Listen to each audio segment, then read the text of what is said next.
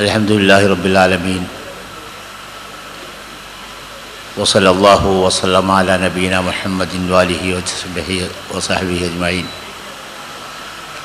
അമ്മാ ബഅദ് ഫഇന്ന ഖൈറൽ ഹദീസ് കിതാബുല്ലാഹ് വഖൈറൽ ഹദീ ഹദീ മുഹമ്മദിൻ സല്ലല്ലാഹു അലൈഹി വസല്ലം വശറൽ ഉമൂരി മുഹ്ദസാത്തുഹാ കുല്ലു ബിദ്അത്തിൻ ളലാല.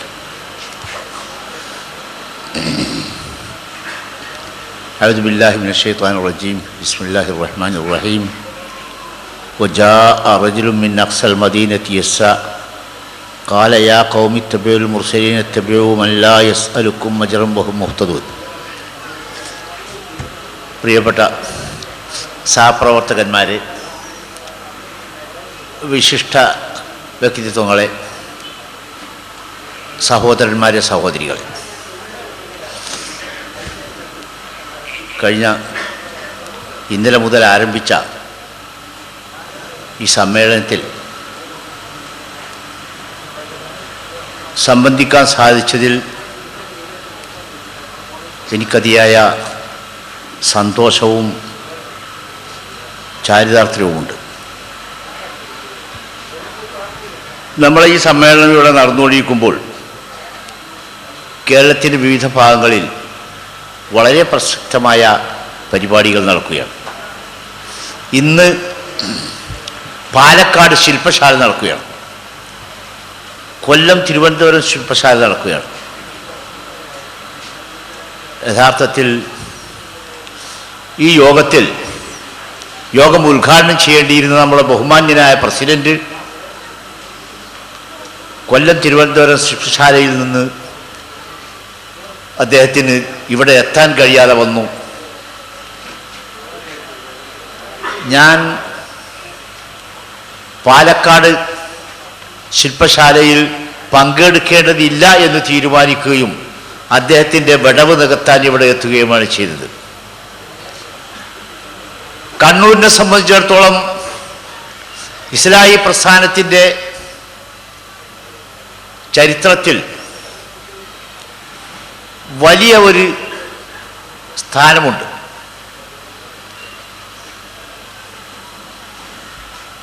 കേരളത്തിൽ ഇസ്ലാഹി പ്രസ്ഥാനത്തിന് പ്രസക്തമായ പ്രവർത്തനം ആരംഭിച്ചിട്ട് ഏതാണ്ട് 100 വർഷമായി. കേരളത്തിൽ മാത്രമല്ല, ലോകത്തിൽ മുസ്ലിങ്ങൾ അധിവസിക്കുന്ന എല്ലാ പ്രദേശങ്ങളിലും ഇതിന് തുല്യമായ പ്രവർത്തനങ്ങൾ അരങ്ങേറുന്നുണ്ട്. മിക്കവാറും ആ ചരിത്രം എടുത്തു നോക്കിയാൽ ഒരു 300 വർഷക്കാലം യഥാർത്ഥത്തിൽ ഇസ്ലാമിൻ്റെ ശരിയായ ദിശയിലേക്ക് മുസ്ലിങ്ങളെ തിരിച്ചുവിടുകയും അല്ലെങ്കിൽ അതിലൂടെ മുമ്പോട്ട് കൊണ്ടുവരികയും ചെയ്യുന്നതിന് വേണ്ടിയുള്ള ആത്മാർത്ഥമായ ശ്രമങ്ങൾ നടന്നു വരുന്നുണ്ട്. കേരളത്തിൽ അതിന് ഞാൻ പറഞ്ഞുവല്ലോ 100 കൊല്ലത്തെ ചരിത്രമാണുള്ളത്. ഏറ്റവും ആദ്യമായി നമുക്ക് എടുത്തു പറയാൻ കഴിയുന്നത് വെളിയങ്കോട് സ്വദേശിയായിരുന്ന സയ്യിദ് സനാഉല്ലാ മക്തി തങ്ങൾ അവർകളാണ്. തെക്കൻ പ്രദേശത്ത് അദ്ദേഹത്തിൻ്റെ ഇസ്ലാമിന് വേണ്ടിയുള്ള പ്രവർത്തനം ഈ യോഗത്തിൽ വിവരിക്കാൻ സാധ്യമല്ലാത്ത വിധം അർത്ഥവത്തും ആഴമേറിയതും വിപുലവുമായിരുന്നു. അദ്ദേഹമാണ് യഥാർത്ഥത്തിൽ ഇസ്ലാഹി പ്രസ്ഥാനത്തിൻ്റെ ആദർശ പ്രചാരണം ഔദ്യോഗികമായി ആരംഭിച്ചതായി നാം കാണുന്നത്. അദ്ദേഹത്തിൻ്റെ പ്രത്യേകമായ ഒരു സംഘടനയുടെയോ അല്ലെങ്കിൽ മറ്റു വ്യക്തികളുടെയോ പ്രേരണയോ പ്രോത്സാഹനമോ കൂട്ടായ്മയോ ഇല്ലാതെ തന്നെ അദ്ദേഹം അത് ആരംഭിക്കുകയാണ്. പിന്നീട് അവിടെ നിന്ന് അങ്ങോട്ട് ഈ പ്രവർത്തനം നിലച്ചു പോയിട്ടില്ല. പിന്നെ ഏറ്റവും പ്രഗത്ഭനായ വക്കം അബ്ദുൽ ഖാദർ മൗലവി നമുക്ക് സുപരിചിതനാണ്. ഇസ്ലാഹി പ്രസ്ഥാനത്തിൻ്റെ ഹരിശ്രീ അറിയാവുന്ന ആളുകൾക്കൊക്കെ അറിയാം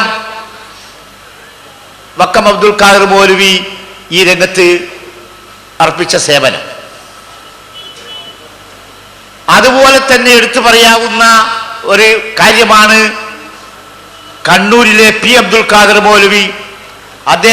അദ്ദേഹം എഴുതിയ അത്തൗഹീദ് എന്ന ഗ്രന്ഥം ഈ ആദർശം സ്വീകരിക്കുന്നതിന് എത്ര കണ്ട് സ്വാധീനം മുസ്ലിങ്ങളിൽ ചെലുത്തിയിട്ടുണ്ട് എന്ന് കുറച്ചുകൂടി പ്രായമുള്ള എന്നെപ്പോലെയുള്ള ആളുകൾക്ക് നന്നായി അറിയാം. അദ്ദേഹത്തിൻ്റെ പുസ്തകവുമായി ആളുകളെ സമീപിക്കുകയും അത് വായിക്കുവാൻ പ്രേരിപ്പിക്കുകയും ചെയ്യുമ്പോൾ ഉണ്ടാകുന്ന പ്രതിഷേധം പക്ഷേ അത് വായിച്ചു കഴിയുമ്പോൾ അവസാനിക്കുകയാണ് പതിവ്. ഞാൻ പറഞ്ഞു വന്നത് കണ്ണൂരിൻ്റെ പ്രത്യേകത, ഇസ്ലാഹി പ്രസ്ഥാന രംഗത്തെ പ്രത്യേകത, ഈ അബ്ദുൽ ഖാദർ മൗലവിയുടെ അത്തൗഹീദ് പ്രവർത്തനം ഒന്നു മാത്രം എന്ന പ്രസിദ്ധീകരണം ഒന്നു മാത്രമേ ഉണ്ടായുള്ളൂ എങ്കിൽ പോലും അത് വലിയ ഒരു ചരിത്രപരമായിട്ടുള്ള ദൗത്യമാണ് അത് നിർവഹിച്ചിട്ടുള്ളത്. പിന്നീട് കുറച്ചു കാലത്തേക്ക് ഈ പ്രദേശങ്ങളിലൊക്കെ വക്കം അബ്ദുൽ ഖാദർ മൗലവിയുടെ, അതുപോലെ തന്നെ പി അബ്ദുൽ ഖാദർ മൗലവിയുടെ പ്രദേശങ്ങളിലൊക്കെ പ്രവർത്തനത്തിന് ഒരു അവധി നൽകപ്പെടുന്നത് പോലെ തോന്നുന്നു. പിന്നീട് വീണ്ടും നദ്വത്തുൽ മുജാഹിദീൻ, കേരള നദ്വത്തുൽ മുജാഹിദീൻ്റെ ജനനത്തോടുകൂടി അല്ലെങ്കിൽ അതിൻ്റെ രൂപീകരണത്തോടുകൂടി സജീവമാകുകയും കേരളത്തിൻ്റെ എല്ലാ മുക്കുമൂലകളും ഇസ്ലാഹി പ്രവർത്തനം കൊണ്ട് സജീവമാകുകയും ചെയ്തു. അതിൻ്റെ ഭാഗമായാണ് ഈ സമ്മേളനങ്ങളൊക്കെ നടക്കുന്നത്. ഞാൻ കണ്ണൂരിലേക്ക് തന്നെ വരട്ടെ. കണ്ണൂർ നമ്മളെ പ്രവർത്തന രംഗത്ത് എന്നെ സംബന്ധിച്ചിടത്തോളം കണ്ണൂരിൽ ഒരു വീണ്ടും പ്രവർത്തനം ആരംഭിച്ചിടം മുതൽക്ക് ഇന്നേ വരെയുള്ള എൻ്റെ അനുഭവത്തിൽ ഒരിക്കലും മറക്കാൻ കഴിയാത്ത ഒരു ശക്തനായ നമ്മുടെ പ്രവർത്തകനായിരുന്നു റഷീദ് വള്ളൂർ. റഷീദിൻ്റെ മരണം ഇസ്ലാഹി രംഗത്ത് പ്രവർത്തിച്ച് പരിചയമുള്ള പ്രവർത്തകന്മാർക്ക് അടുത്തൊന്നും മറക്കാൻ കഴിയുകയില്ല. അദ്ദേഹത്തിൻ്റെ വിയോഗം ഈ യോഗത്തെ തന്നെ തകർത്ത് കളയുമോ എന്ന് ഞങ്ങൾക്ക് ആശങ്കയുണ്ടായിരുന്നു. ഞങ്ങൾ പ്രവർത്തകന്മാർ ഈ വിഷയത്തിൽ കൂടിയാലോചിക്കുകയും ശക്തമായി മുമ്പോട്ട് പോവുകയും ചെയ്യാൻ വേണ്ടി തീരുമാനിക്കുകയും അങ്ങനെ മുമ്പോട്ട് പോവുകയും ചെയ്തു. അല്ലാഹു സുബ്ഹാനഹു വ തആല റഷീദിന് മർഹമത്തും മഗ്ഫിറത്തും നൽകുമാറാകട്ടെ എന്ന് ഞാൻ പ്രാർത്ഥിക്കുന്നു. നിങ്ങളുടെയും മനസ്സ് നിങ്ങളും ആ പ്രാർത്ഥന ഉൾക്കൊള്ളണം, പ്രാർത്ഥിക്കണം എന്ന് ഞാൻ നിങ്ങളോട് അപേക്ഷിക്കുകയും ചെയ്യുന്നു. ഈ യോഗത്തിൻ്റെ ഉദ്ഘാടകൻ എന്നുള്ള നിലക്ക് ഞാൻ കാര്യമായ എന്തെങ്കിലും പറയാൻ വിചാരിക്കുന്നില്ല. ഇസ്ലാഹി പ്രസ്ഥാനത്തെ വളരെ ചെറിയ രീതിയിൽ നിങ്ങൾക്ക് പരിചയപ്പെടുത്തണമെന്ന് എനിക്ക് തോന്നുന്നു. സൂറത്ത് യാസീനിലെ എല്ലാവർക്കും മനഃപ്പാഠമുള്ള ഒരു വചനമാണ് ഞാൻ ആദ്യം ഓതിയത്. അതിങ്ങനെയാണ്: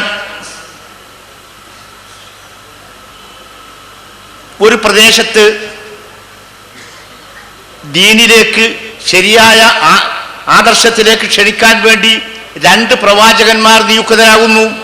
ആ പ്രവാചകന്മാരെ ജനങ്ങൾ എതിർക്കുകയും ശക്തമായി തള്ളിക്കളയുകയും ചെയ്യുമ്പോൾ അവരെ രണ്ടുപേരെയും അവർക്ക് രണ്ടുപേർക്കും ഒരു താങ്ങ് നൽകുന്നതിന് വേണ്ടി, അവരെ സഹായിക്കുന്നതിന് വേണ്ടി മൂന്നാമതൊരാളെ അയക്കുന്നു. ഈ 3 ആളുകളെയും ജനങ്ങൾ എതിർക്കുകയും ബഹളമാവുകയും ചെയ്തപ്പോൾ അവർ ആക്രമിക്കപ്പെടുകയാണ് എന്ന് വന്നപ്പോൾ ഉണ്ടായ ഒരു സംഭവമാണ് ഞാൻ ആദ്യം കേൾപ്പിച്ച ആയത്തിലുള്ളത്. ഫജാഅ റജുലുൻ മിൻ അഖ്സൽ മദീനത്തി യസ്ആ. അങ്ങാടിയുടെ അങ്ങേ തലക്കൽ നിന്ന്, അതെ അതെ ഞാൻ എന്താ പറഞ്ഞു? അപ്പോ ഒരങ്ങാടിയുടെ അങ്ങേ തലക്കൽ നിന്ന് ഒരാൾ ഓടി വരികയാണ്. അക്സൽ മദീനത്തി റജുലുൻ യസ്ആ, ഓടി വരികയാണ്. എന്നിട്ട് അയാൾ പറഞ്ഞു: ഖാല യാ ഖൗമി, അല്ലയോ ജനങ്ങളെ, ഇത്തബിഉൽ മുർസലീൻ, നിങ്ങൾ ഈ പ്രവാചകന്മാരെ, ഈ ദൈവദൂതന്മാരെ പിൻപറ്റുവീൻ എന്ന്. അവരെ നിങ്ങൾ ആക്രമിക്കുകയും അവരെ നിങ്ങൾ ദേഹോപദ്രവം ചെയ്യുകയുമല്ല വേണ്ടത്. ഇത്തബിഉൽ മുർസലീൻ, ഈ മുർസലുകളെ അല്ലെങ്കിൽ ഈ ദൈവദൂതന്മാരെ നിങ്ങൾ പിൻപറ്റുവീൻ. അതിനൊരു കാരണം കൂടി പറഞ്ഞതാണ്: ഇത്തബിഉ മൻ ലാ യസ്അലുക്കും അജ്റൻ, നിങ്ങളോട് ഈ മതപ്രബോധനത്തിന് പ്രതിഫലം ചോദിക്കാത്ത ഇവരെ നിങ്ങൾ പിൻപറ്റുവീൻ. വഹും മുഹ്തദൂൻ, അവരാണ് സന്മാർഗചാരികൾ. ഇസ്ലാഹി പ്രസ്ഥാനത്തിന് എക്കാലത്തും മാതൃകയായി എടുത്തു പറയാവുന്ന ഒരു കാര്യമാണിത്. ഈ ജനങ്ങളെ മതപ്രബോധനത്തിലേക്ക് അല്ലെങ്കിൽ ശരിയായ ദിശയിലേക്ക്, മതത്തിന്റെ ദിശയിലേക്ക് ക്ഷണിക്കുമ്പോൾ അതിന് ഒരിക്കലും ജനങ്ങളിൽ നിന്ന് യാതൊരു പ്രതിഫലവും കാക്ഷിക്കാതെയാണ് അവർ ഇന്നേ വരെ നിലകൊണ്ടിട്ടുള്ളത്. 100 വർഷത്തെ ചരിത്രം എന്ന് പറഞ്ഞാൽ ഒരു രാജ്യത്ത്, ഒരു വിശാലമായ പ്രദേശത്ത് പോലും ഒരു ചെറിയ കാലഘട്ടമല്ല. പക്ഷേ ഈ കാലഘട്ടത്തിലുള്ള ഇസ്ലാഹി പ്രസ്ഥാനത്തിന്റെ പ്രവർത്തനങ്ങൾക്ക് ജനങ്ങളിൽ നിന്ന് യാതൊരു പ്രതിഫലവും അവർ ചോദിച്ചിട്ടില്ല. ഇവിടെ എന്തിനും ഏതിനും ജനങ്ങളെ ഉപയോഗപ്പെടുത്തുകയും ജനങ്ങളിൽ നിന്ന് അറിഞ്ഞും അറിയാതെയും പ്രതിഫലം വാങ്ങുകയും ചെയ്യുന്ന ശീലം എല്ലാവർക്കും അറിയാം.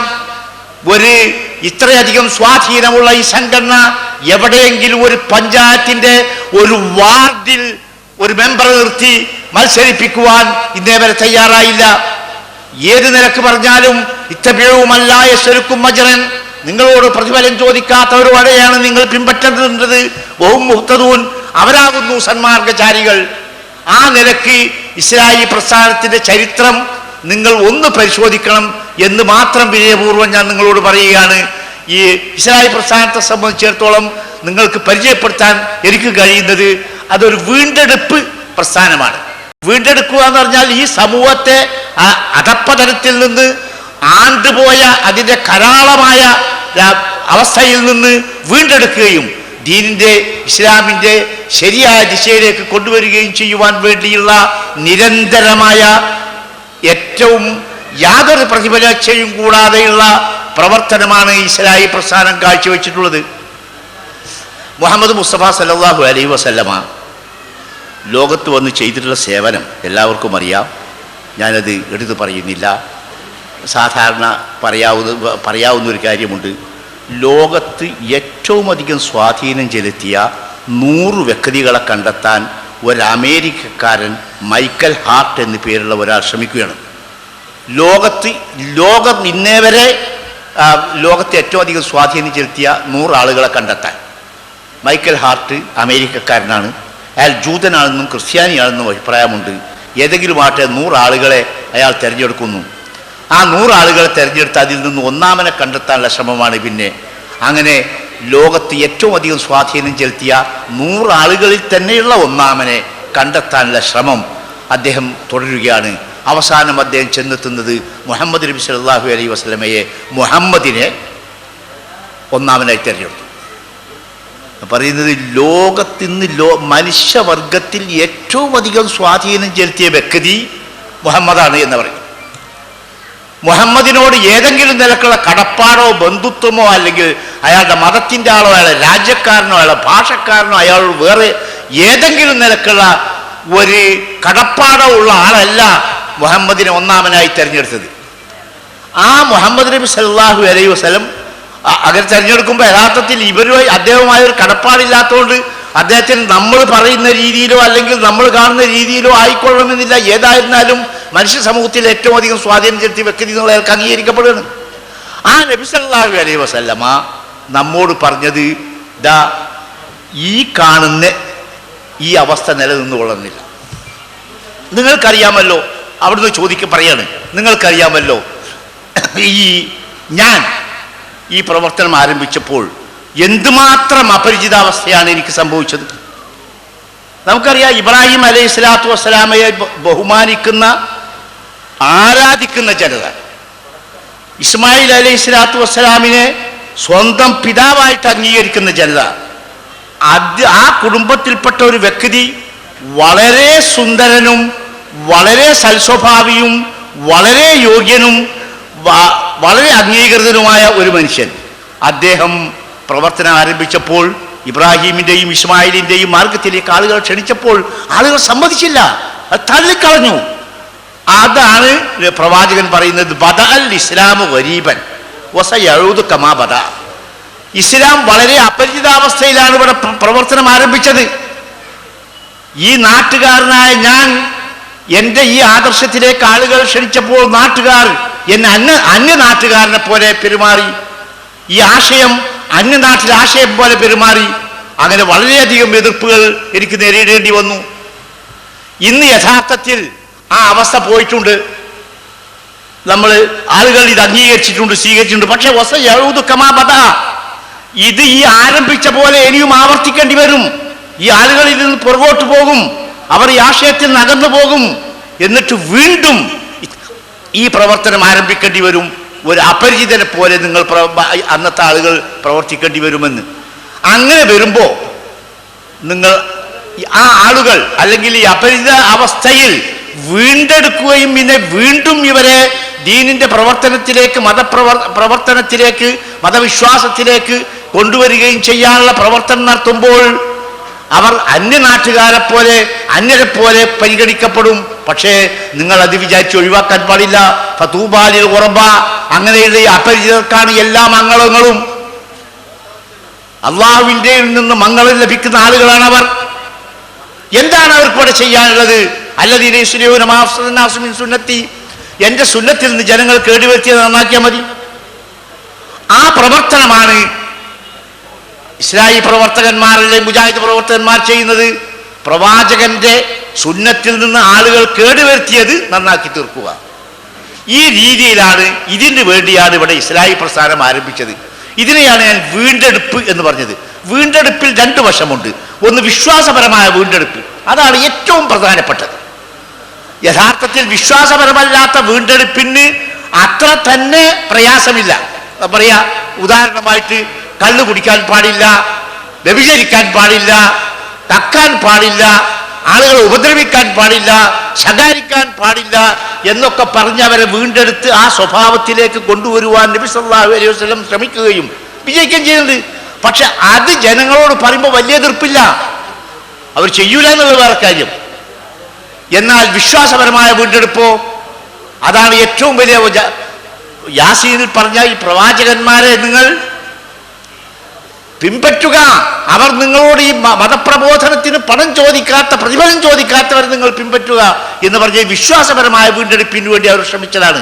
അതുകൊണ്ട് ആ നിലക്ക് ഇവിടെ ഇസ്ലാഹി പ്രസ്ഥാനം, മുജാഹിദ് പ്രസ്ഥാനം എല്ലാ തരത്തിലുള്ള വീണ്ടെടുപ്പിനും അവർ സജ്ജരാകുകയും കളമൊരുക്കുകയും എന്നാൽ വിശ്വാസപരമായ വീണ്ടെടുപ്പിന് ഒന്നാം സ്ഥാനം നൽകുകയും ചെയ്തു. അതുകൊണ്ടാണ് ജനങ്ങളുമായി ലേശം ഒരു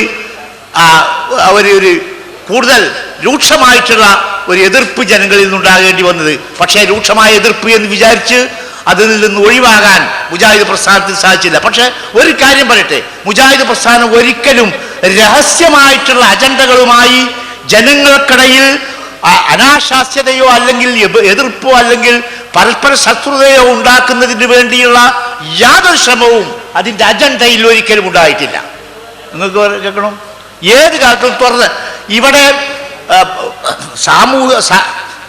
സാമുദായിക സൗഹാർദ്ദവും അതുപോലെയുള്ള കാര്യങ്ങളും നിലനിർത്തുന്നതിന് വേണ്ടി ഈ തിരക്കിൽ തന്നെ മുസ്ലിം സൊസൈറ്റിയെയും മുസ്ലിം സൊസൈറ്റിയുടെ വിശ്വാസങ്ങളെയും ആചാരങ്ങളെയും വീണ്ടെടുക്കുന്നതിന് വേണ്ടി അല്പം രൂക്ഷവും അല്പം കർക്കശവും എന്നാൽ ഒരു സ്നേഹപൂർവമായ ശ്രമം നിരന്തരമായി തുടരുമ്പോഴും പരസ്പരം വഴക്കുണ്ടാക്കുകയും അല്ലെങ്കിൽ ഒരു സമുദായത്തിനിടയിൽ കുഴപ്പമുണ്ടാക്കുകയും ചെയ്യാതെ ഇരിക്കാൻ ഇസ്ലാഹി പ്രവർത്തകന്മാർ, ഇസ്ലാഹി പ്രസ്ഥാനത്തിന്റെ നേതൃത്വം എക്കാലത്തും ശ്രദ്ധിച്ചിട്ടുണ്ട്, എക്കാലത്തും പറഞ്ഞിട്ടുണ്ട്. നമ്മൾ ജനങ്ങളോട് പറഞ്ഞത്, ലാ യൻഹാകുമുല്ലാഹു അനില്ലദീന ലം യുഖാതിലൂകും ഫിദ്ദീനി വലൻ യുഖ്രിജൂകും മിൻ ദിയാരികും അൻ തബർറുഹും വതുഖ്സിതു ഇലൈഹിം ഇന്നല്ലാഹ യുഹിബ്ബുൽ മുഖ്സിതീൻ. ഖുർആനിലെ വാചകം, പദപ്രയോഗം നാം ശ്രദ്ധിക്കേണ്ടതാണ്. നിങ്ങളെ ലാ യൻഹാകുമുല്ലാഹു അനില്ലദീന ലം യുഖാതിലൂകും ഫിദ്ദീനി, ദീനിന്റെ കാര്യത്തിൽ മതപരമായ വിഷയത്തിൽ നിങ്ങളോട് യുദ്ധം ചെയ്തിട്ടില്ലാത്ത, വലം യുഖ്രിജൂകും മിൻ ദിയാരികും, നിങ്ങളുടെ വീടുകളിൽ നിന്ന് നിങ്ങളെ പുറത്താക്കിയിട്ടില്ലാത്ത ആളുകളുണ്ടല്ലോ, അവർക്ക് നന്മകൾ ചെയ്യുകയും അവരുമായി മര്യാദയായി പ്രവർത്തിക്കുകയും ചെയ്യുന്നതിന് പടച്ച തമ്പുരാൻ ഒരിക്കലും നിങ്ങളോട് വിരോധിച്ചിട്ടില്ല. ലാ യൻഹാകുമുല്ലാഹ്, അല്ലാഹു നിങ്ങളെ നിരോധിക്കുന്നില്ല. അനില്ലദീന യുഖാതിലൂകും ഫിദ്ദീനി, മതപരമായ കാര്യത്തിൽ നിങ്ങളോട് യുദ്ധം ചെയ്തിട്ടില്ലാത്ത ആളുകളെ, അതുപോലെ തന്നെ വല യുഖ്രിജൂകും മിൻ ദിയാരികും, നിങ്ങളെ വീടുകളിൽ നിന്ന് നിങ്ങളെ പുറത്താക്കിയിട്ടില്ലാത്ത ആളുകളുമായി അൻ തബർറുഹും, അവർക്ക് നന്മ ചെയ്യുകയും വതുഖ്സിതു ഇലൈഹിം, അവരോട് മര്യാദ കാണിക്കുകയും ചെയ്യുന്നതിന് പടച്ചവൻ വിരോധിക്കുന്നില്ല. ഇന്നല്ലാഹു യുഹിബ്ബുൽ മുഖ്സിതീൻ. നമ്മുടെ രാജ്യം യഥാർത്ഥത്തിൽ പരസ്പര സൗഹാർദ്ദം സ്ഥാപിച്ചുകൊണ്ട് തന്നെ മുമ്പോട്ട് നീങ്ങാവുന്ന ഭരണഘടനയാണ് ഇവിടെ ഉള്ളത്. ആ ജാതി നീതിബോധമാണ് നമുക്ക് ഉണ്ടാകേണ്ടത് എന്നറിയാവുന്ന കാര്യമാണ്. അതുകൊണ്ട് നമ്മൾ പരസ്പരം ശണ്ട കൂടുകയോ അല്ലെങ്കിൽ വർഗീയ കലാപങ്ങൾ ഉണ്ടാക്കുകയോ വർഗീയ കലാപങ്ങൾക്ക് വിത്തുപാകുകയോ ചെയ്യേണ്ടതില്ല. ഒരൊറ്റ ഉദാഹരണം കൂടി പറഞ്ഞ് ഞാൻ അതാണ് ഒഴിവാക്കണം. നബി സല്ലല്ലാഹു അലൈഹി വസല്ലമയും ശത്രുക്കളും തമ്മിൽ ഒരു യുദ്ധത്തിന്റെ വക്കിലെത്തി നിൽക്കുകയാണ്. സുദീർഘമായ ചരിത്രം ഞാൻ പറയുന്നില്ല, വക്കീലെത്തി നിൽക്കുകയാണ്. അപ്പോൾ ഒരാൾ ഒരു മധ്യസ്ഥൻ എന്നുള്ളവർക്ക് വരികയാണ്. അങ്ങനെ ഹുദൈബിയയിൽ വെച്ച്, ഹുദൈബിയ സന്ധി എന്നൊക്കെ നമ്മൾ കേട്ടിട്ടുണ്ട്, ഹുദൈബിയയിൽ വെച്ച് നബി സല്ലല്ലാഹു അലൈഹി വസല്ലമയും അദ്ദേഹവും തമ്മിൽ സംസാരിക്കുന്ന ഒരു സംസാരം. ഒരാൾ വരുന്നതിൻ്റെ മുമ്പ് ബുദൈൽ ബിൻ വർക്ക എന്ന നബി സല്ലല്ലാഹു അലൈഹി വസല്ലമയോട് അദ്ദേഹത്തിൻ്റെ ആദർശത്തോട് താല്പര്യമുള്ള ഒരാൾ നബി സല്ലല്ലാഹു അലൈഹി വസല്ലമയുടെ അടുത്ത് കടന്നു വന്നിട്ട് പറഞ്ഞു, നിങ്ങളുമായി ശക്തമായ യുദ്ധത്തിന് തന്നെയാണ് ശത്രുക്ക് ഒരുങ്ങിയിട്ടുള്ളത്. അവർ ഒരുക്കം കണ്ടാൽ ഒരിക്കലും ഇതിൽ നിന്ന് പിരിഞ്ഞു പോകണം ആരില്ല. പക്ഷേ നിങ്ങളുമായി സംഭാഷണത്തിന് ഒരാൾ വരുന്നുണ്ട്, അയാളുമായി നിങ്ങൾ സംസാരിച്ചിട്ട് യുദ്ധം ഒഴിവാക്കിയ നല്ലത്. നബി സല്ലല്ലാഹു അലൈഹി വസല്ലം പറഞ്ഞു, എനിക്ക് യാതൊരു പ്രശ്നമല്ല, എനിക്ക് യാതൊരു പ്രശ്നമല്ല. എനിക്ക് ചില കാര്യങ്ങൾ ജനങ്ങളോട് പറയാൻ, ആ കാര്യം പറയാൻ എന്നെ അനുവദിച്ചാൽ മതി. ഞാനത് പറഞ്ഞ് ജനങ്ങളത് സ്വീകരിച്ചിട്ടില്ലെങ്കിൽ ഇവർക്കൊന്നുമില്ലല്ലോ, സുഖായി. അതല്ല, അവർ സ്വീകരിക്കുകയാണെങ്കിൽ ഇവർക്ക് വേണമെങ്കിൽ വേറിട്ട് നിൽക്കാം, അവർക്ക് സൗകര്യം പോലെ വിശ്വസിച്ചാൽ മതി. അതല്ല, എന്നെ ഇത് പറയാൻ അനുവദിക്കുകയില്ല എന്നാണ് അവരുടെ വിചാരമെങ്കിൽ ഒരിക്കലും ഞാനതിന് വഴങ്ങുകയില്ല. ഞാൻ ആ മാർഗത്തിൽ എന്തിനും മരിച്ചു വീഴാൻ തയ്യാറാണ് എന്ന് നബി സല്ലല്ലാഹു അലൈഹി വസല്ലം പറഞ്ഞു. മുസ്ലിങ്ങൾക്ക് ഏറ്റവും വലിയ മാർഗനിർദ്ദേശം നൽകുന്ന ഒരു സംഭാഷണമാണത്. ഇവിടെ മതപ്രബോധനം നടത്താൻ സ്വാതന്ത്ര്യമുള്ള ഒരു പ്രദേശത്ത് ഒരു കലാപമുണ്ടാക്കാൻ ഒരു വിശ്വാസിക്ക് അവകാശമില്ല എന്നാണ് അതിനർത്ഥം. നബി സല്ലല്ലാഹു അലൈഹി വസല്ലം പറഞ്ഞു, എനിക്ക് മതപ്രബോധനം ചെയ്യാൻ അനുവാദം കിട്ടിയാൽ ഒരു പ്രശ്നമല്ല, ഞാൻ യുദ്ധം ചെയ്യില്ല. അല്ല, മതപ്രബോധനത്തിനുള്ള അവകാശം തടഞ്ഞാൽ എന്നെ നിങ്ങൾക്ക് പിടിച്ചാൽ കിട്ടൂല എന്നാണ്. ഇവിടെ ഇന്ത്യ രാജ്യത്ത് മതപ്രബോധനത്തിനുള്ള സ്വാതന്ത്ര്യം അനുവദിക്കപ്പെട്ട സാഹചര്യത്തിൽ നമുക്ക് ഇത്രയും തുറന്ന സദസ്സിൽ വെച്ച് അത് നിർവഹിക്കാൻ സാധിക്കുന്നു. ഇവിടെ നാം ഒരു കലാപം ഉണ്ടാക്കേണ്ട യാതൊരു കാര്യവുമില്ല. പക്ഷേ പല ആളുകളും ഈ ദീനിയായ പ്രബോധനം എന്ന് പറഞ്ഞാൽ വേറെ തെറ്റിദ്ധരിച്ചിട്ടാണെന്ന് പറയുന്നു. അതിലേക്കല്ലേ കടക്കുന്നു. ഏതെങ്കിലും ആകട്ടെ, ഈ തത്വത്തിൻ്റെ അടിസ്ഥാനത്തിലാണ് ഇസ്ലാഹി പ്രസ്ഥാനം ഇവിടെ എക്കാലത്തും പ്രവർത്തിച്ചിട്ടുള്ളത്. യാതൊരു തരത്തിലുള്ള വർഗീയ കലാപമോ അതുപോലെയുള്ള കാര്യങ്ങൾക്ക് അല്ലെങ്കിൽ തീവ്രവാദപരമായ സമീപനങ്ങൾക്കോ പ്രോത്സാഹനം നൽകിയിട്ടില്ല ഇസ്ലാഹി പ്രസ്ഥാനം. എന്നാൽ ഈ മുസ്ലിം സൊസൈറ്റിയെ വീണ്ടെടുക്കുന്ന കാര്യത്തിൽ എന്തെല്ലാം സാധിക്കുമോ അത് മുഴുവൻ ചെയ്യാൻ എപ്പോഴും മുജാഹിദ് പ്രസ്ഥാനം തയ്യാറായിട്ടുണ്ട്. അതിൻ്റെ ചരിത്രത്തിൽ ദശകങ്ങളോളം നീണ്ടുനിന്ന കേരളത്തിലെ 100 കൊല്ലത്തെ ചരിത്രം, സംഘടനാ രംഗത്തെ ഒരു 75 കൊല്ലത്തെ ചരിത്രം പരിശോധിച്ചാൽ ഇസ്ലാഹി പ്രസ്ഥാനത്തിൻ്റെ പ്രവർത്തനം നിങ്ങൾക്ക് മനസ്സിലാക്കാൻ സാധിക്കും. ഈ വീണ്ടെടുപ്പ് ആരംഭിക്കുന്നതിൻ്റെ മുമ്പ് ഇവിടുത്തെ മുസ്ലിം സൊസൈറ്റിയുടെ അവസ്ഥ എന്തായിരുന്നു എന്നുകൂടി നമ്മൾ മനസ്സിലാക്കിയാലേ ഇസ്ലാഹി പ്രസ്ഥാനം എന്ത് മാറ്റമാണ് ഉണ്ടാക്കിയെന്ന് അറിയുള്ളൂ. ഞാൻ പറഞ്ഞുവല്ലോ, എല്ലാത്തിലും വീണ്ടെടുപ്പുണ്ട്. അതിന് വിശ്വാസപരമായ വീണ്ടെടുപ്പ് ആണ് പ്രധാനം. വിശ്വാസപരമായി വളരെ പുറകോട്ട് പോയ ഒരു കാലഘട്ടത്തിലാണ് നമ്മൾ ഇസ്ലാഹി പ്രസ്ഥാനം ആരംഭിച്ചത്. ഒരു തമാശായ ഒരു കഥ ഞാൻ എപ്പോഴും പറയുന്നുണ്ട്. കോഴിക്കോട് ഒരു ബാംഗ്ലൂർക്കാരൻ കച്ചവടത്തിന് ചെന്നു. അപ്പോൾ ബാംഗ്ലൂർക്കാരനുമായി പരിചയപ്പെട്ട കോഴിക്കോട്ടുകാരൻ ചോദിച്ചു, ക്യാ തും മുസൽമാൻ ഹോ, നിങ്ങൾ മുസ്ലിമാണോ? ഹാനോ മുസൽമാൻ ഹോ, മുസ്ലിമാണെന്ന് പറയും. അപ്പം ഇയാളുടെ ചോദ്യം, സാത്ത് കരിമ മാലൂമേ, മുസ്ലിമാണെങ്കിൽ സാത്ത് കരിമ അറിയില്ലേ? वो हमारा बैंगलोर का बड़ा मस्जिद का पेशी इमाम को मालूम होगा. ഷഹാത്ത് കരിമ ഓരോരുത്തരും ഇങ്ങനെ പഠിച്ചുകൊണ്ടിറക്കാം. അത് നമ്മളെ ബാംഗ്ലൂരിലെ വല്യള്ളിക്കര ഇമാമിന് വിവരമുണ്ടാവും. ഇത് ബാംഗ്ലൂർക്കാരുടെ കഥയാണെങ്കിലും നമ്മളും ഒട്ടും മോശമായിരുന്നില്ല. ആ രംഗം വളരെ മോശമായിരുന്നു. ഇന്ന് അതിൽ നിന്നും വ്യത്യസ്തമായി ഒരു മുഖം ഛായ തന്നെ നമുക്ക് കൈവന്നിട്ടുണ്ട്. ഈ വീണ്ടെടുപ്പ് ഇസ്ലാഹി പ്രസ്ഥാനം നടത്തിയ വീണ്ടെടുപ്പിൻ്റെ ഒരു കഥയാണ് ഞാൻ പറയുന്നത്. അങ്ങനെ ഓരോ നിലക്കും ഇപ്പം ഒന്നാമത്തെ വീണ്ടെടുപ്പ് വിശ്വാസപരം, പിന്നെ വേറെ ഏത് രംഗത്തും നിങ്ങൾ നോക്കി വിദ്യാഭ്യാസപരമായി ഇസ്ലാഹി പ്രസ്ഥാനം ഇവിടെ നൽകിയിട്ടുള്ള സേവനം ആർക്ക് നിഷേധിക്കാൻ കഴിയും? ആർക്ക് നിഷേധിക്കാൻ കഴിയും? ഇവിടെ അക്ഷരാഭ്യാസത്തിനെതിരിൽ സമരം ചെയ്ത ആളുകളാണ് ഇവിടെ അധികം. അതേ അവസരത്തിൽ ഇസ്ലാഹി പ്രസ്ഥാനമാണ് അവരെ ഈ വീണ്ടെടുപ്പിന് വിധേയമാക്കി. പിന്നെ നൂറ്റാണ്ടുകളോളം ഭരിച്ച ഹൈദരാബാദിൽ മുസ്ലിങ്ങളുടെ വിദ്യാഭ്യാസ കണക്ക് എങ്ങനെയാണ്? 18%. നൂറ്റാണ്ടുകളോളം മുസ്ലിങ്ങളാണ് ഭരിച്ചത്.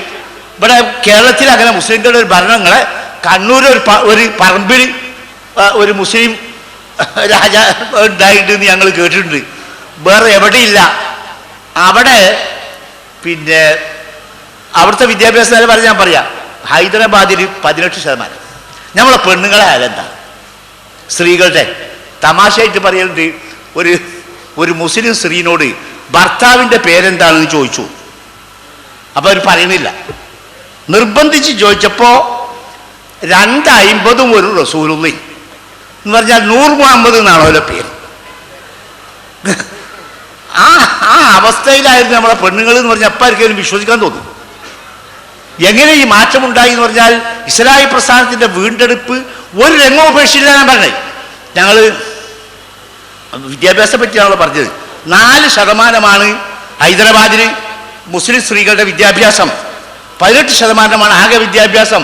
നമ്മളെ കേരളത്തിലോ 997 നമ്മളെ പിലാത്തർ സമ്മേളനത്തിൻ്റെ പ്രചാരണത്തിന് വേണ്ടി പോയ കൂട്ടത്തിൽ കുവൈത്തിൽ പോയി.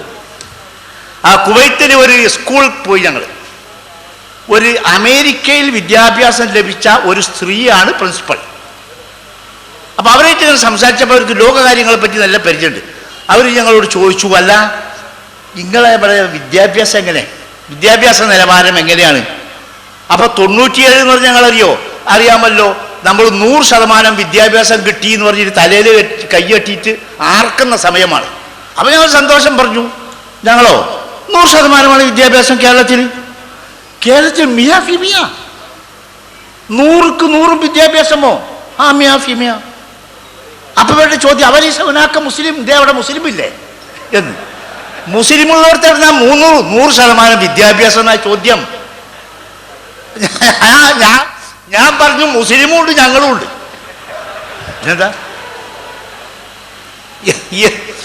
ഈ കേരളത്തിൽ നമ്മൾ നോക്ക്, മുസ്ലിം സൊസൈറ്റിയെ സംബന്ധിച്ച് ഞാൻ വളരെ പ്രസംഗങ്ങൾ നടക്കാണ്ട് ഞാൻ അവസാനിപ്പിക്കാം. കേരളത്തെ സംബന്ധിച്ചിടത്തോളം മുസ്ലിങ്ങളുടെ നില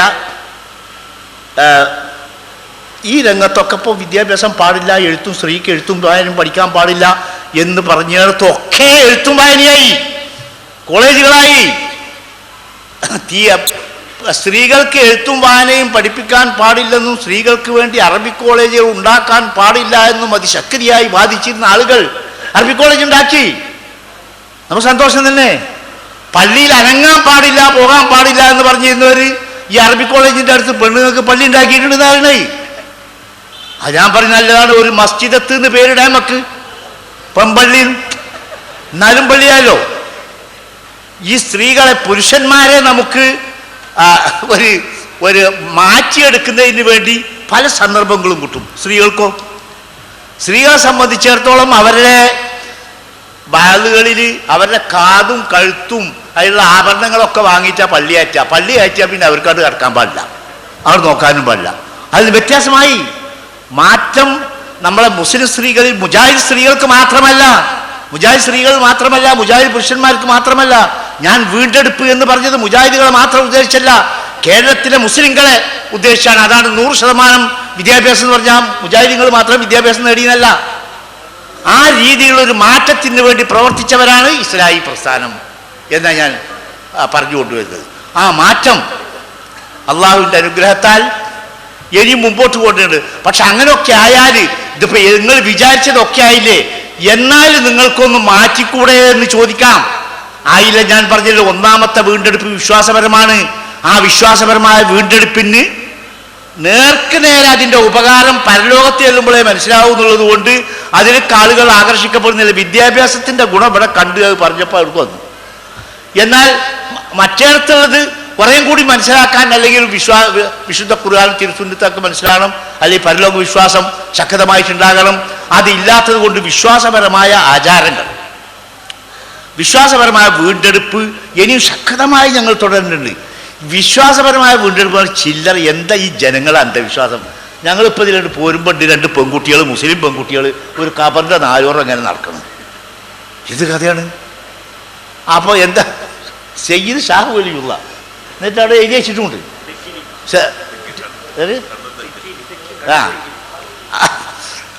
ഞാനൊരിക്കൽ പിന്നെ ഡൽഹി പോയി. അപ്പോൾ അന്ന് ഈ കാഴ്ച കാണാൻ ഒരു കമ്പാണല്ലോ ഡൽഹി പോയി. അപ്പോൾ ഈ അക്ബർ ഡോമുണ്ട്, അക്ബറിൻ്റെ ശവകുടീരം കാണാൻ വേണ്ടി പോയി.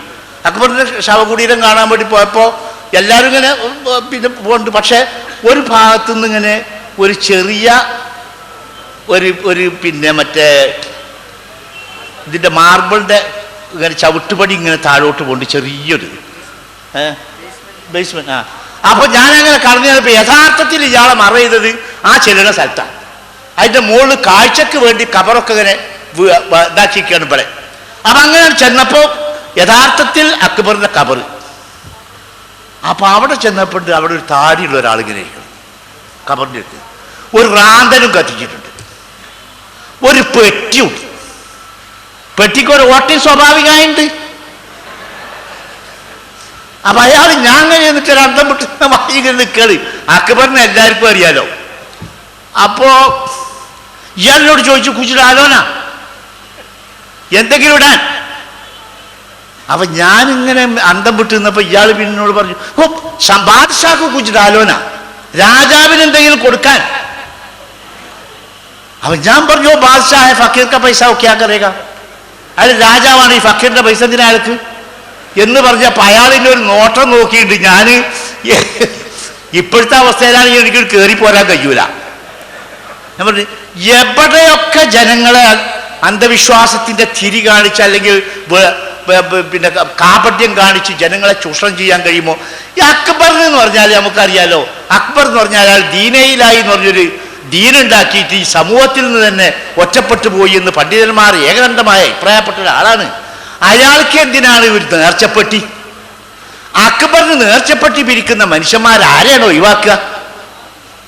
അപ്പം അതുകൊണ്ട് പിന്നെ അത് പറഞ്ഞ ആളുകൾ പെട്ടെന്ന് കേൾക്കൂല.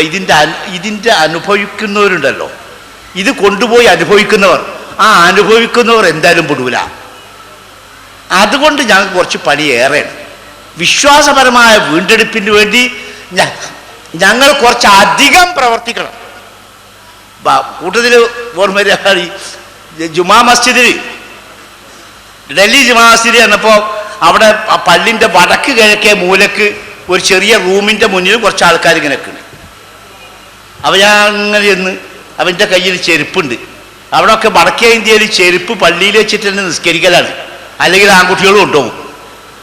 അപ്പോൾ ചെരുപ്പ് മുന്നിൽ വെച്ച് നിസ്കരിച്ച് ഞാൻ ഈ രണ്ട് ചെരുപ്പ് വെച്ച് ഇങ്ങനെ ചെന്ന് അങ്ങനെ അവിടെ എത്തിയപ്പോൾ ഒരു ചെങ്ങായോട് വിളിച്ചു പറഞ്ഞു, ഓ ചപ്പല്ലേക്കർ ഇത് മാത്രാവുമായി ചെരുപ്പ് ചെരുപ്പായിട്ട് ഇങ്ങോട്ട് വരാൻ പാടില്ല ചങ്ങായി പറഞ്ഞു. അപ്പോൾ എനിക്ക് ചോദിക്കുന്നത്, അല്ല ഹുദാസെ പടക്കോൻ ചെയ്തർ ആരാ പടച്ചോനക്കാണ് വലിയ ആൾ ഇവിടെ എന്ന്. അപ്പം ഇയാൾക്ക് ആകെ ദാസെ പടാക്കോയിനെ പടച്ചോനക്കാണ് വലിയ ഇതില്ല. ഞാൻ പറഞ്ഞു, ഞാനിപ്പോൾ പടച്ചോന് വേണ്ടിയിട്ട് നിൽക്കരിച്ച് ഇത് മുമ്പിൽ വെച്ചിട്ടാണ്, പിന്നെ ആരും തടഞ്ഞില്ല. പിന്നെ എവിടെ വരുമ്പോൾ കൊണ്ടുവരാൻ പാടില്ല എന്ന് പറഞ്ഞു. അപ്പോൾ അയാൾ പിന്നെ മുട്ടിട്ടില്ല. ഞാൻ അങ്ങനെ ചെന്നപ്പോൾ എന്താണെന്ന് വെച്ചാൽ ഒരു മാർബിളിൻ്റെ കണ്ടങ്ങനെ വെച്ച് അതുപോലെ ഒരു കാലിങ്ങനെ പതിഞ്ഞില്ലേ എന്നൊരു അടയാളം ഇങ്ങനെ കാണും. അപ്പോൾ അത് പറഞ്ഞ എന്താണെന്ന് വെച്ചാൽ മുഹമ്മദ് നബിൻ്റെ കാലടിപ്പാടാണ് ഇത്. എന്നിട്ട് അത് പ്രദർശിപ്പിച്ച് പൈസ വാങ്ങുക.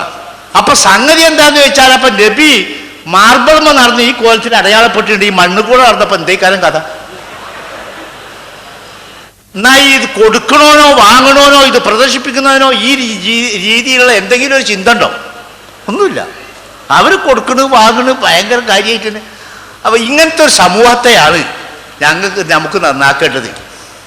അവിടെ ഇസ്രായേൽ പ്രവർത്തകന്മാർക്ക് ചില്ലറ കാര്യങ്ങൾ പറഞ്ഞിട്ട് അല്ലെങ്കിൽ എന്തെങ്കിലും ഒരു ഒഴിവ് കഴിവ് പറഞ്ഞിട്ട് ഇന്ന് മാറാൻ പറ്റില്ല.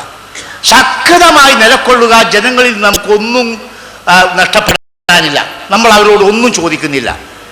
ഇത് അവരെ പറഞ്ഞ് മനസ്സിലാക്കി അവരെ മാറ്റിയെടുത്താൽ മാറും എന്നതിന് ശക്തമായ തെളിവ് നമ്മളുടെ മുമ്പിലുണ്ട്. കണ്ണൂരെ ഈ യോഗം തന്നെ മതി, അതുപോലെ തന്നെ ഓരോ പ്രദേശത്ത്. അതുകൊണ്ട് ഇസ്രായേൽ പ്രവർത്തകന്മാരോട് വളരെ വിനീതമായി എനിക്ക് പറയാനുള്ളത്, നമ്മളെ ഈ വീണ്ടെടുപ്പ് ശ്രമം ശക്തമായി തുടരുക. അള്ളാഹുവിൽ വിശ്വാസം അർപ്പിച്ചുകൊണ്ട് അവരെ തവക്കുൽ ചെയ്തുകൊണ്ട് മുമ്പോട്ട് നീങ്ങുക. ഈ ആളുകളോട് നമുക്ക് തുറന്ന് പറയാം, ഞങ്ങൾക്ക് നിങ്ങളിൽ നിന്ന് യാതൊരു ആവശ്യവുമില്ല. എന്നാൽ പിന്നെ ഇനി ദുർവ്യാഖ്യാനമായിട്ട് നടക്കേണ്ടതില്ല. ഞാൻ സാധാരണ പിന്നെ ഒരു ഉദാഹരണം പറയുന്നുണ്ട്, ആ ഉദാഹരണം കൂടി പറഞ്ഞ് ഞാൻ നിർത്തണം.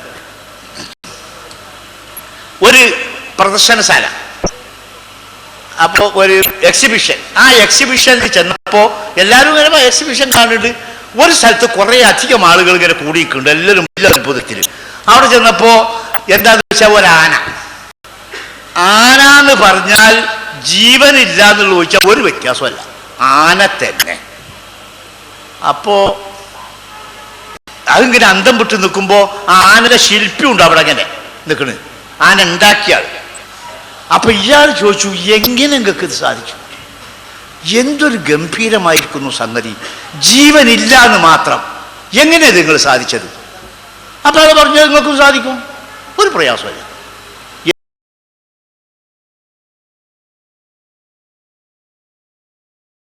എനിക്ക് സാധിച്ചു, അതുപോലെ തന്നെ നിങ്ങൾക്കും സാധിക്കും. എങ്ങനെ? നിങ്ങൾക്ക് എത്ര വലിയ ആന വേണമെന്ന് വിചാരിച്ച അത്ര വലിയൊരു കല്ലിൻ്റെ അടുത്ത് നിങ്ങൾ ചെന്ന് നിന്നളി. എന്നിട്ട് ഒരു ഉളിയും ചുറ്റിയും ഉപയോഗിച്ച് ആന അല്ലാതെ തോന്നുന്ന ഭാഗം ചെത്തിക്കളഞ്ഞാൽ അവൻ ആനയായി. ഒരു വർഷം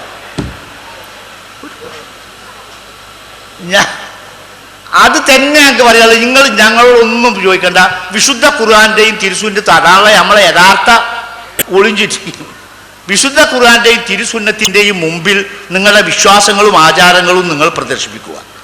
എന്നിട്ട് അതുമായി യോജിക്കാത്ത ഒഴിവായി കളി കഴിഞ്ഞു. മുജാഹിദ് ആ പ്രത്യേകിച്ച് പ്രതിജ്ഞയല്ലേ, അല്ലെങ്കിൽ അതിനകത്ത് വാടക എഴുതിയേ, അല്ലെങ്കിൽ എന്തെങ്കിലും കൈക്കൂലി ഇതൊന്നും വേണ്ട. അത് വിശുദ്ധ ഖുർആന്റെയും തിരുസുന്നത്തിൻ്റെയും മുമ്പിൽ വെച്ച് നിങ്ങളെ വിശ്വാസവും ആചാരവും പരിശോധിക്കുക. അത് ശരിയല്ല, ഇത് ശരിയല്ലല്ലോ, ഒഴിവായി കളി. അല്ല, ഇത് ശരിയാണല്ലോ, അവിടെ വന്നോട്ടെ. ഇതാണ് ഞങ്ങൾക്ക് നിങ്ങളോട് പറയാനുള്ളത്.